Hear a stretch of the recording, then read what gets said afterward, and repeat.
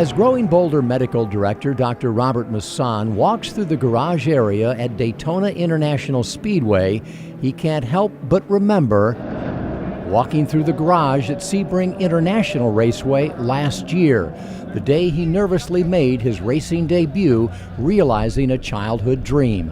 So this is my first year in IMSA, which is the largest North American road racing organization. My son was the rookie last year, his dad's the rookie this year, and it's a little overwhelming, but I'm having a great time. Much has changed in the past year, including Dr. Masson's definition of success. Unfortunately, last year I had zero expectations.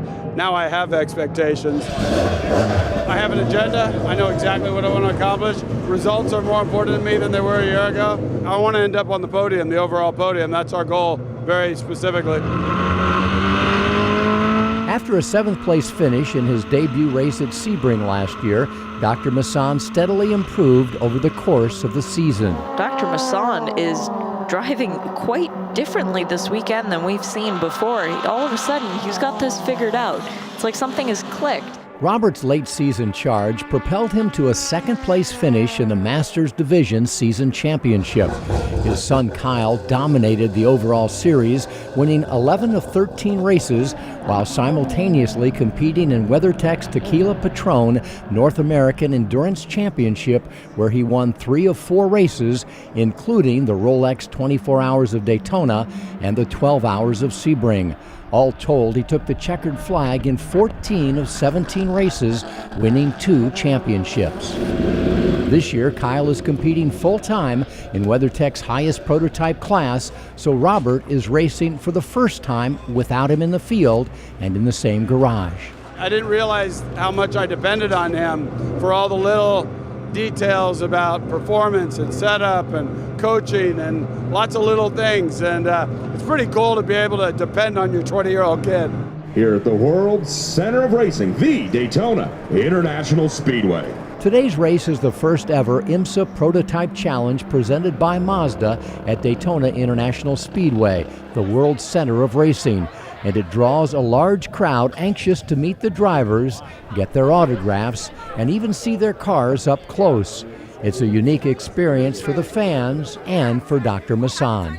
It's living a dream. It's definitely something I never saw myself doing.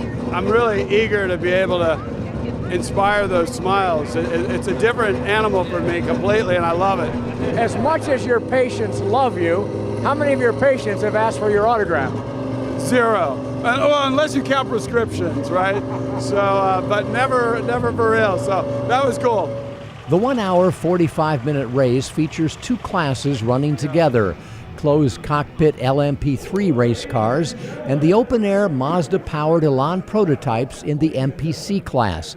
Dr. Masson qualifies 3rd in the MPC, which starts behind the higher-powered and faster LMP3s.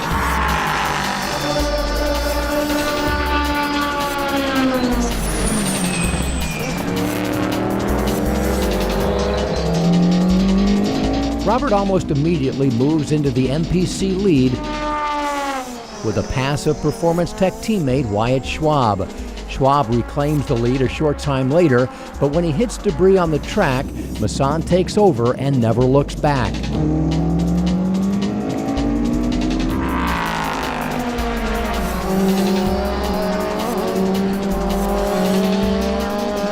With his family, including Kyle, watching from the pits, Masson dominates the race, taking his first ever checkered flag, winning not only the Masters division, but the entire MPC class by over 12 seconds.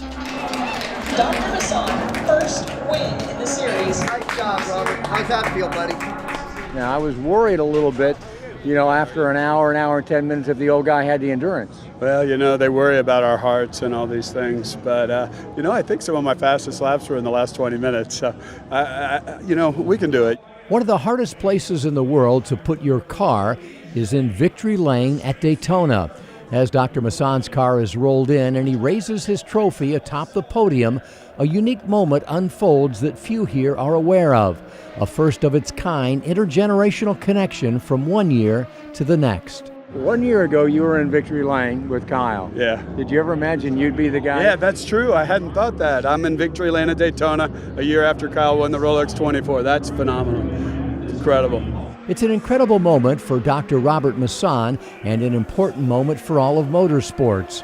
Racing is a dream that countless boys and girls grow up with, and thanks to IMSA, Mazda, race teams like Performance Tech, and the example of drivers like Robert and Kyle Masson, it's a dream that's never too soon or too late to pursue.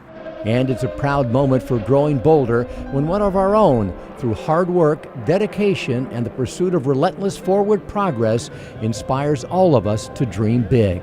For all those people who will ultimately watch this and who are paying attention to what I'm trying to do on behalf of Growing Boulder, I really hope that they use it in some small way to leap forward to some personal goal, whether it be athletic or emotional or political or philosophical. It doesn't matter. And it's amazing what committing to a journey will give you. And it's the Growing Boulder way. It's the say yes attitude. And I really, really hope that if they see this, that will flip a switch for them personally, that they can hit their next dream, because that's what you guys are all about, and that's why I love being part of it.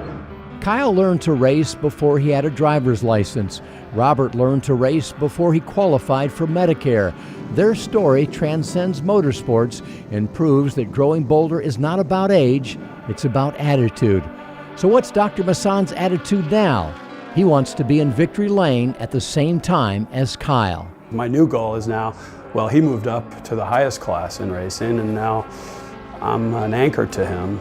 So I have to get better so that I can move up to the highest, so I can race with my kid again. And you know, if I fall short, at least I tried. But that is my new goal, is to get to the highest level of prototype racing in North America.